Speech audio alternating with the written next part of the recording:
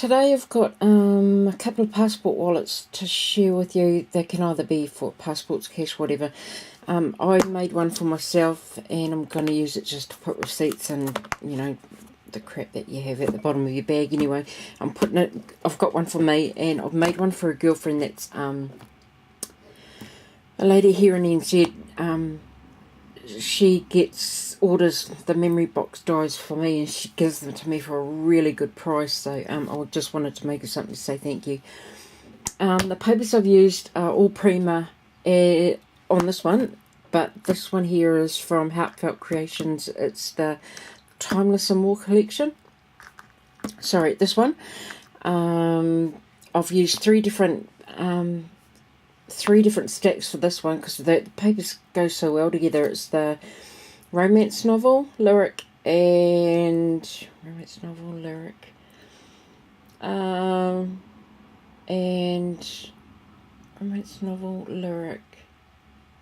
oh, I've just lost it. Anyway, I'll put it up on the screen, and a list of all the supplies will be at the blog, as well as a link to the vid that explains how to do it all.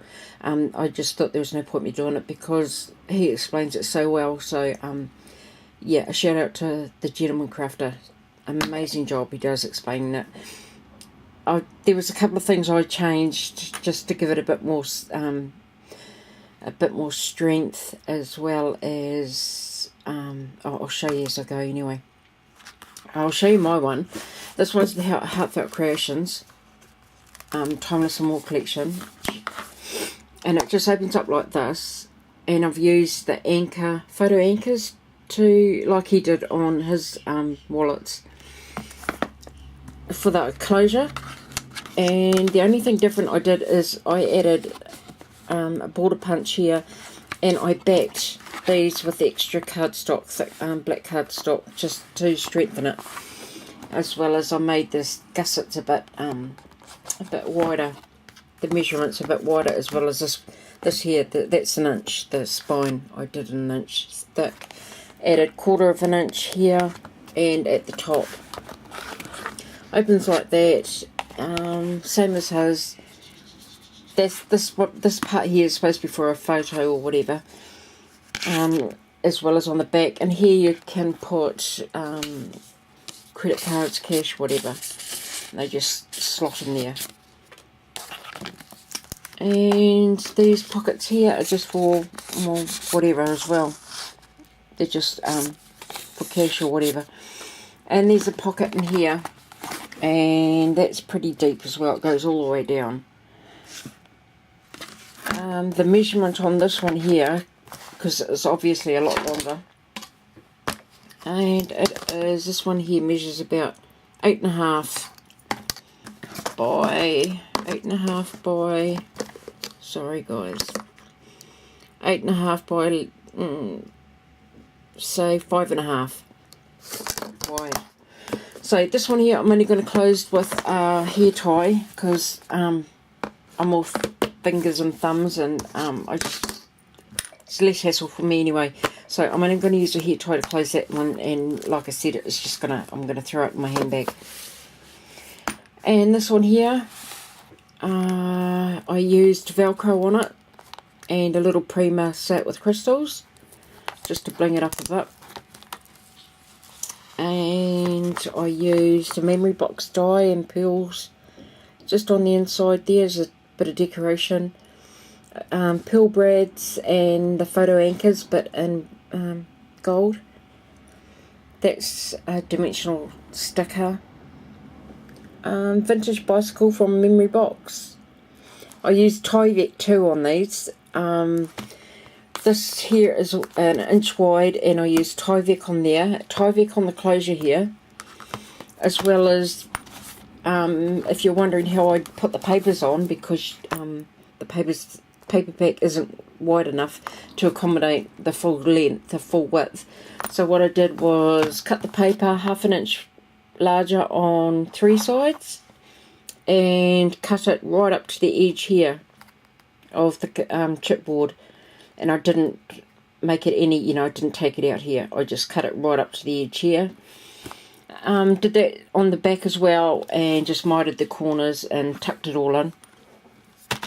But this here, I made a separate piece. This is 1.5 inches long, but by the time you... this is 1.5 inches long, but by the time you use your punch, it comes to about 1.25 inches, if I remember rightly.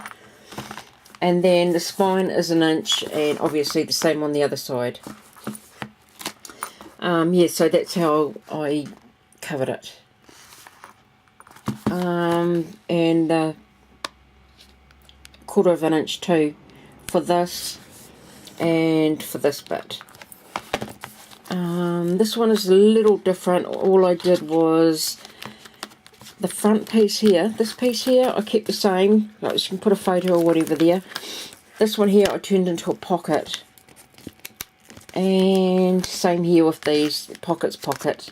And this one here, I did it the measurements he did, but it's a bit thinner, and mind you, it's okay for the size of the wallet. So I'm not too fussed about it. What else? Oh, I made her a tag as well. I did the same with the border punch on the inside, as well as just made a tag using the dies that I used on the wallet / passport.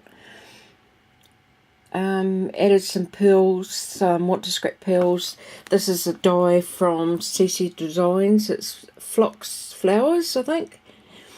There's a little thanks die cut there, if you can see it.